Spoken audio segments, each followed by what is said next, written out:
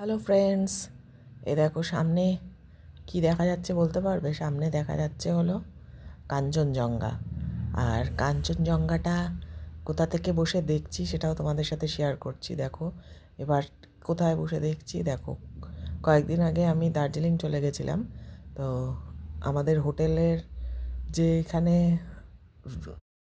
Dining হলটা ছিল তার সামনের জানলাটা দিয়েই কিন্তু এই কাঞ্চনজঙ্ঘাটা দেখা যাচ্ছিল।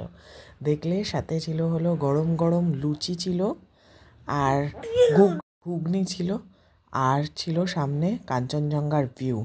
দেখো, দেখতেই পাচ্ছ তোমরা, এই যে টেবিলে দেখো গরম গরম লুচি, সাথে ঘুগনি, ধোয়া ওঠা ঘুগনি, যেমন ঠান্ডা পড়েছিল। আর আমি সব মাখিয়ে মুখিয়ে একেবারে এই যে দেখো ফুলকো ফুলকো লুচি। এবার লুচিটাকে চিড়ে নিলাম, চিড়ে ঘুগনির মধ্যে ডিপ করে টুস করে মুখে দিয়ে দিলাম। দেখো, আহা, কি সুন্দর খেতে, আর সাথে কি সুন্দর ভিউ। তো কোন হোটেলে ছিলাম সেই হোটেলটার পুরোটাই রিভিউ তোমাদের সাথে শেয়ার করব এর পরের ভিডিওতে আমার আসছে। তো তোমরা আমার ভিডিওটাকে দেখতে থাকো।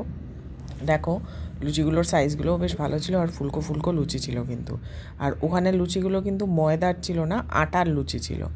তো ভিডিওটা ভালো লাগলে অবশ্যই কিন্তু আমার পাশে থেকো। এই যে আমার পাশে ছেলেও বসে পড়েছিল।